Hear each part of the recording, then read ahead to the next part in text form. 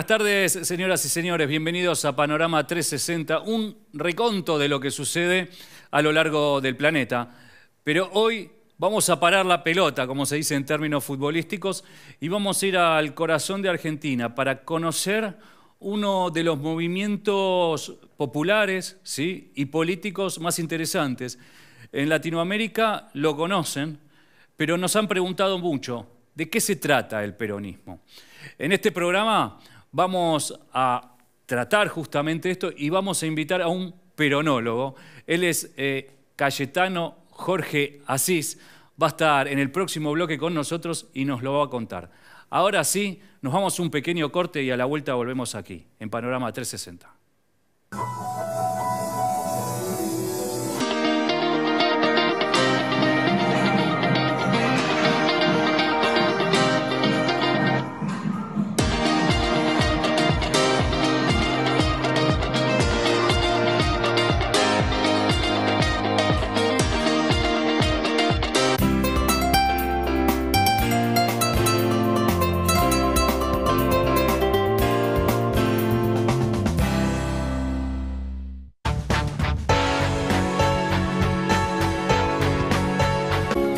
Pinturería Yanina le da color a su vida. www.pintureriayanina.com.ar.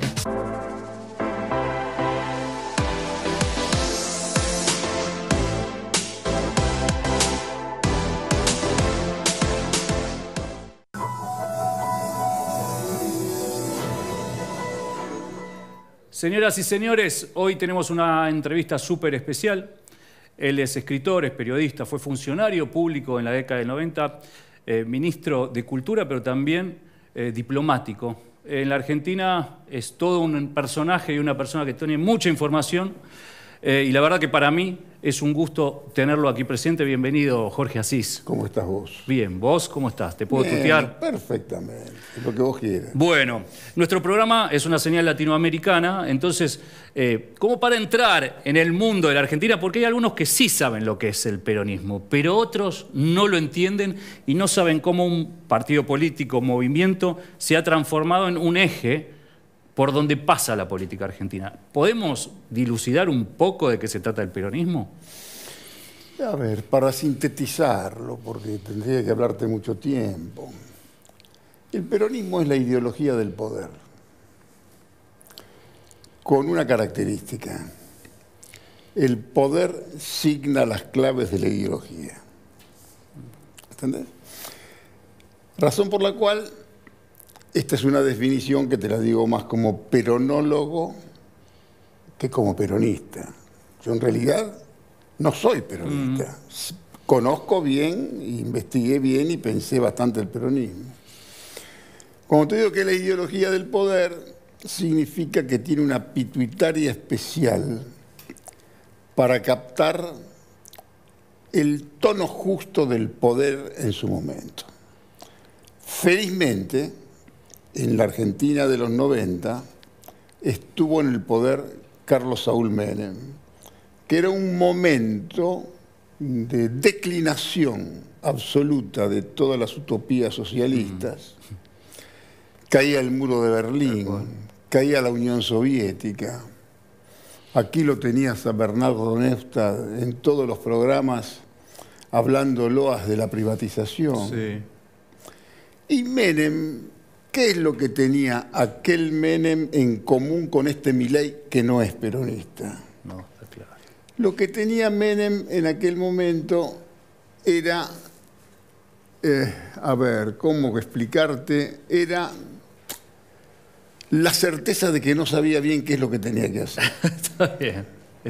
Pero sí, o sea... Vos tenés que entender que Menem, aquel Menem, ganó la interna con Cafiero, con un Cafiero que era en su momento el dueño del peronismo, sí, y era el líder del peronismo renovador que se había renovado según las recetas del alfonsinismo.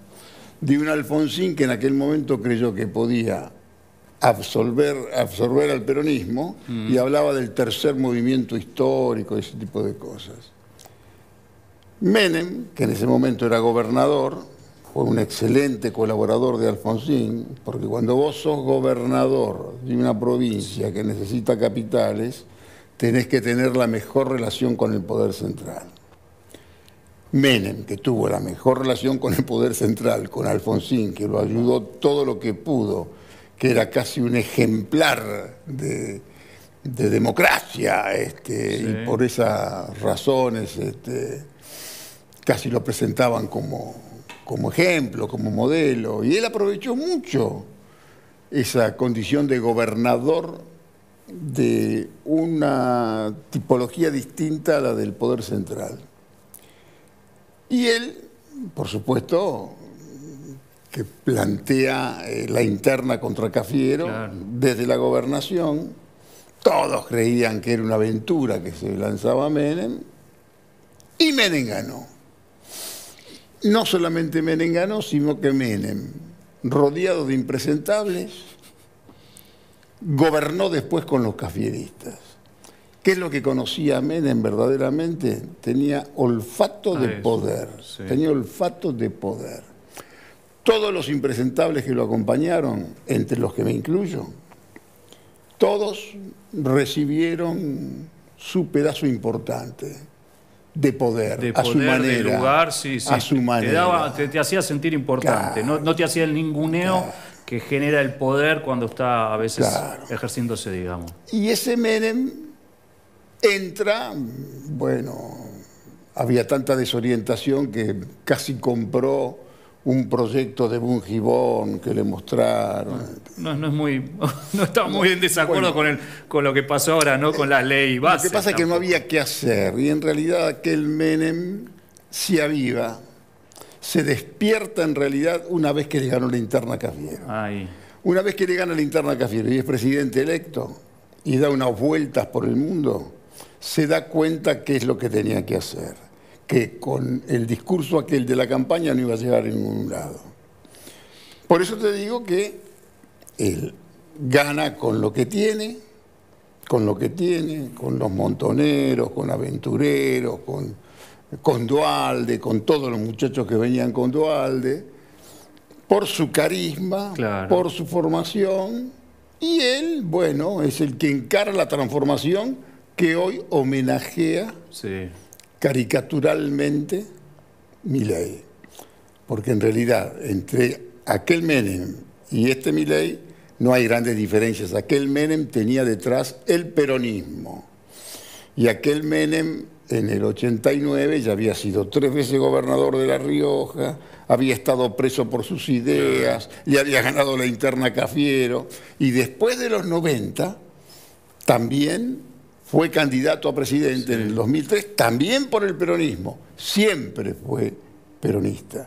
Hoy, los menemistas que están más enternecidos con Milei son aquellos menemistas que tuvieron menos relación con las estructuras emocionales y populares del peronismo.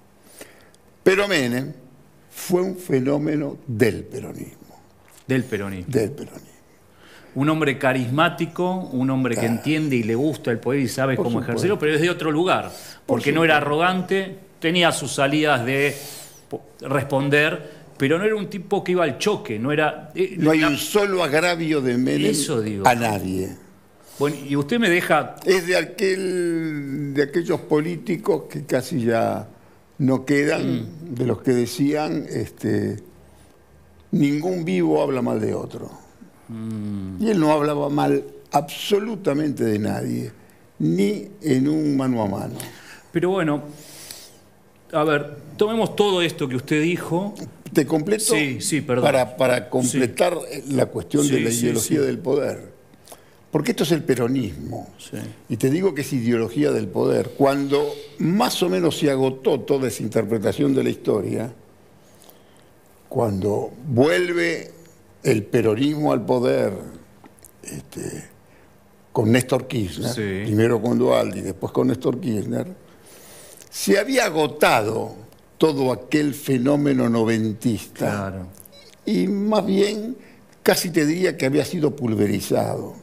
En ese momento llega otro fenómeno, sí, que es Néstor Kirchner, en un continente distinto, donde estaba ya estaba Chávez, Claro. era otra cosa, era una América Latina La hermandad efervescente. latinoamericana, sí, sí, sí. Y como Kirchner también era un vivo, Kirchner hizo con las organizaciones de derechos humanos lo que Menem hizo con los liberales de la UCD. Prácticamente absorben, así como Alfonsín absorbió a la izquierda del Partido Intransigente, porque el Partido Intransigente, que venía muy importante, enseguida quedó hoy reducido a un partido casi o poco trascendente, Sí, sí. digamos. Siempre uno de los líderes absorbe a otro. Alfonsín absorbió al PIA, al Partido Intransigente, Oscar Allende. Menem absorbe, anula, debilita, fragiliza a la Unión del Centro Democrático, de los Alzogaray, Sí, sí, sí, se lo... y hasta los trae al Sí, gobierno. claro.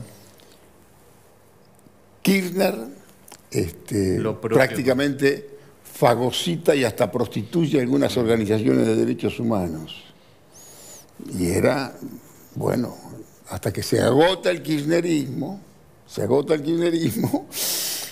y hoy Milei casi te diría que sigue la misma tesitura que Alfonsín, que Menem y que Kirchner. O sea, Ahora fagocita al PRO.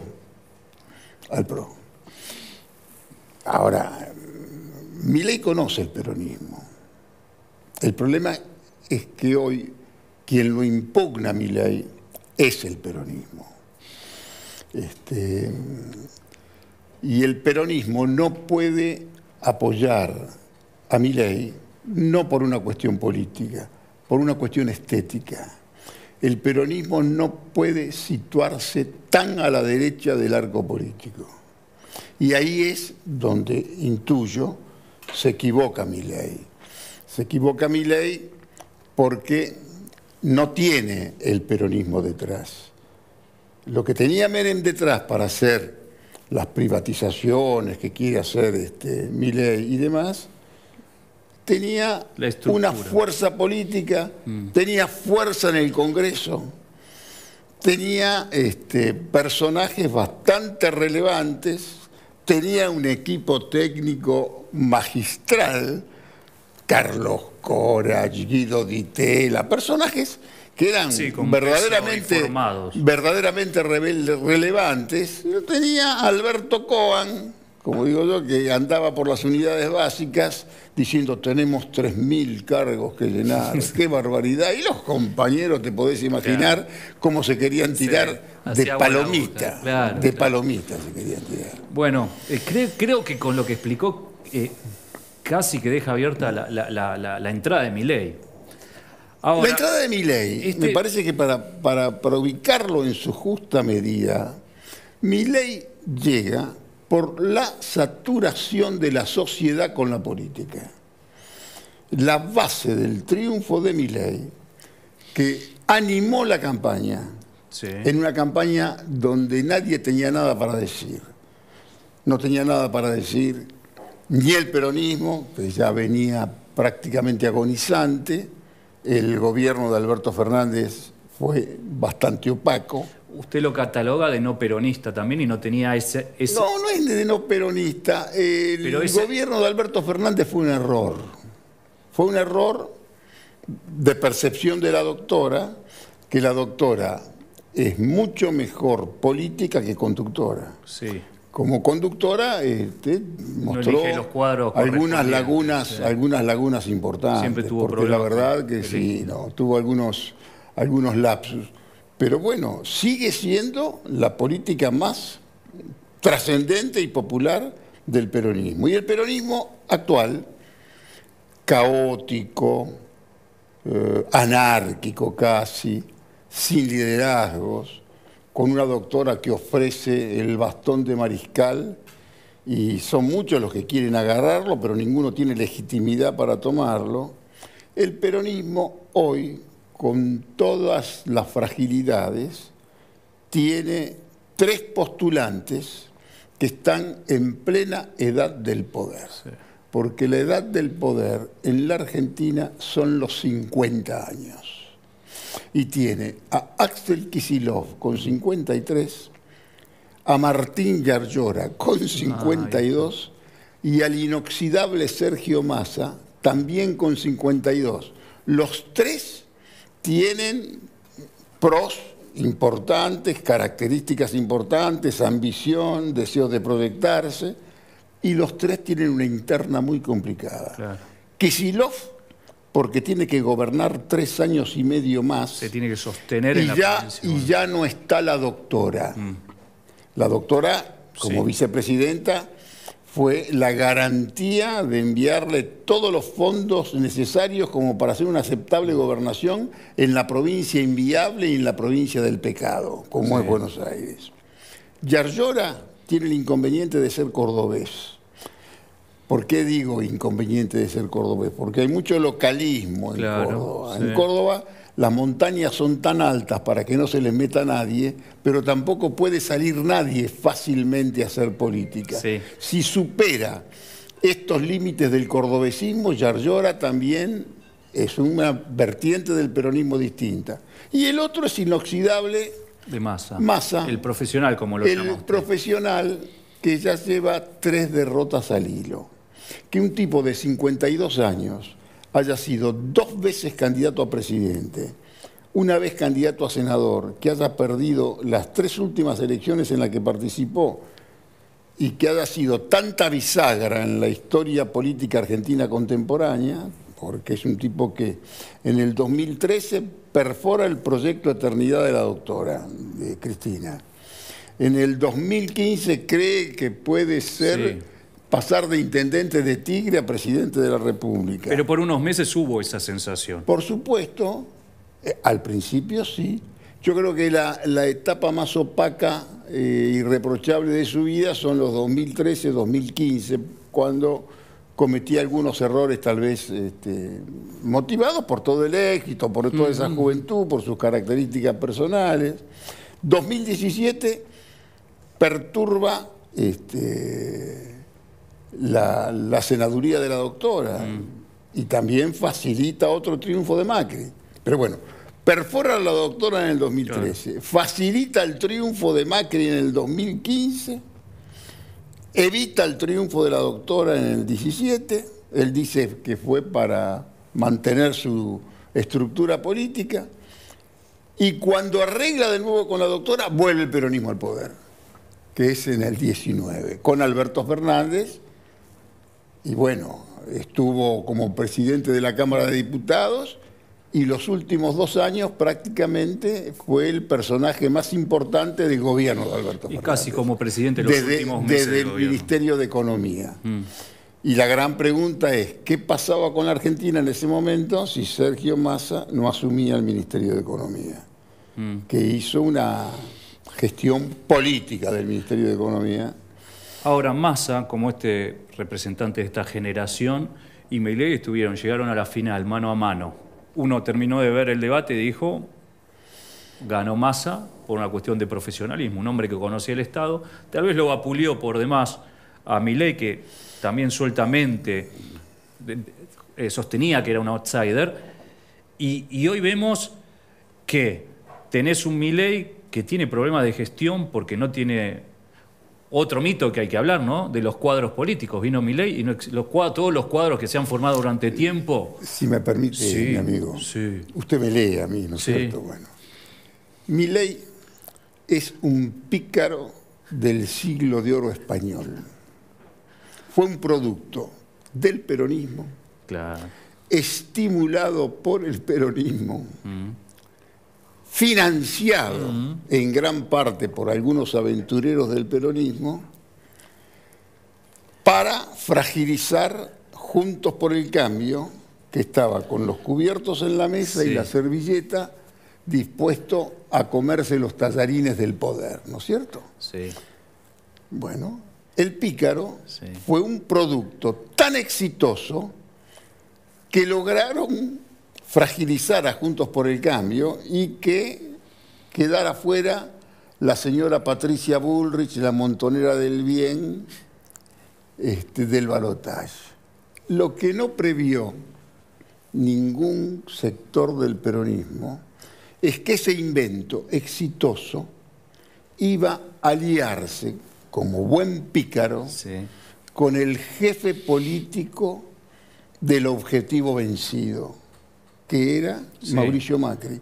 Y a las 48 horas de haber dejado afuera a Patricia Bullrich, arregla con Mauricio Macri una alianza contra el peronismo. Y hoy el que firma decretos y el que se fotografía con Elon Musk y con Zuckerberg y hace todas las cosas que me parece. Ahora, bueno, ahí es un ejercicio de poder. Se comió al peronismo por y supuesto, se lo comió al PRO, pero en menos de un mes estamos hablando. Sin el hizo peronismo todas las detrás, jugadas. sin nada detrás. ¿Y en qué se parece a Menem? Que cuando llega a disputar el tramo final no sabía qué hacer con la Argentina. Porque uno tiene que acordarse lo que fue la campaña de Milei. A ver, los espacios de televisión como el tuyo... Sí, acá ha venido, se ha sentado en ese mismo lugar el presidente. Como los espacios de poder como el tuyo son especie de templos de la política donde no se puede mentir. Primero porque todo queda registrado. Todo lo que yo puedo decirte a vos queda registrado. Yo no soy candidato a nada, soy, qué sé yo, un analista, ponele, de la política. El problema es que él iba con su compañera de fórmula, que lo contenía, la señora Victoria Villarruel, la Cayetana, por Álvarez de Toledo, con la Cayetana, y él decía, porque... mi vicepresidenta no es una vicepresidenta común, vulgar. Ella va a manejar los temas que conoce, va a manejar la seguridad, la defensa, la inteligencia. Vos imagínate que tu candidato a presidente dice eso, vos sos candidato a vice, ¿qué te pones a hacer? Te pones a armar seguridad, defensa. Y por supuesto, arregla con Mauricio Macri y aparece Patricia Bullrich, el compañero de fórmula de Patricia Bullrich con otro ministerio, y todo pasa. Pero ahí también es hábil, porque, como se dice vulgarmente, la gente que te ayuda a llegar no es la misma que te sostiene. Y él lo hizo en el primer tramo de llegar al poder, fue presidente y cambió todos los libertarios, Alberti y todos los que lo siguieron. Ahí describís el peronismo vos. Menem llegó con lo que pudo llegar. Para gobernar, gobernó con los mejores.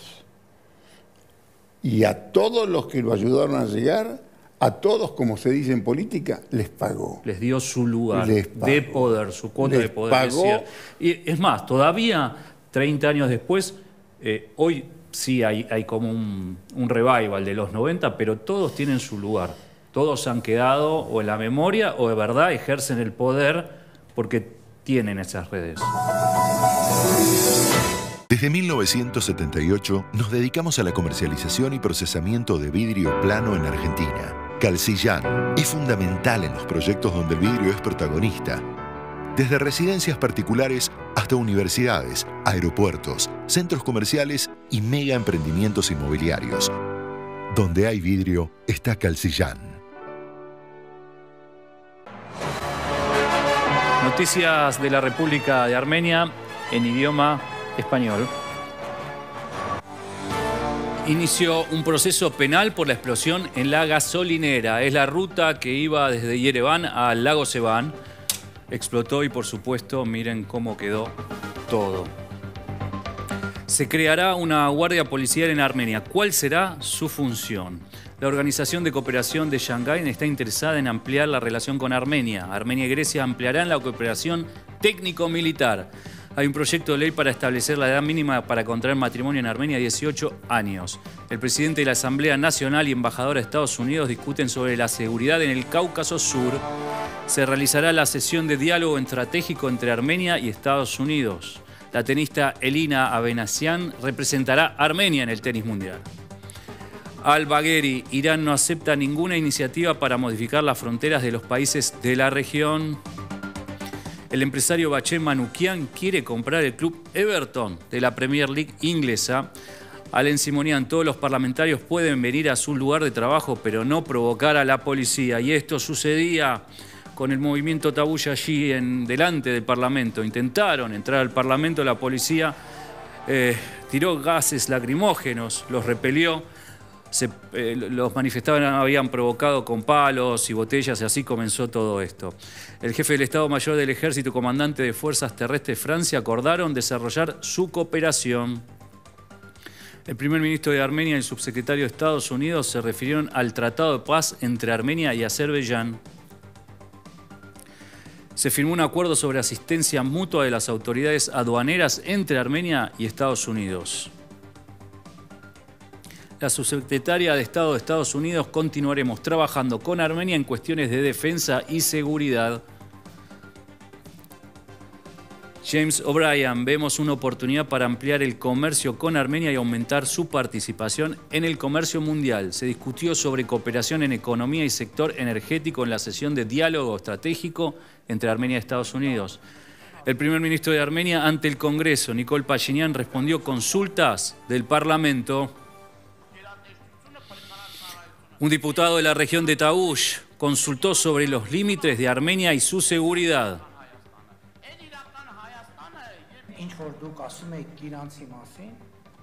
Sobre lo que dijo del pueblo de Kiranz, aquí se lo muestro en el mapa. Estos son los mapas de iure de la República de Armenia. Estos son los límites gubernamentales de Armenia. Los límites pasan por donde el mapa los describe. Los límites de un país no los define por donde se encuentra una escuela, los define un mapa gubernamental legal. Así lo sostenía el primer ministro de la República de Armenia. Noticias de la República de Armenia en idioma español. Y así llegamos al final de nuestro programa. Gracias por haber estado con nosotros. Le mando un saludo a nuestros amigos de Sastrería Windsor, allí en Maipú 843. Nos vemos la semana que viene aquí en el canal UCL. De Uruguay, de Argentina, de Latinoamérica al mundo. Gracias.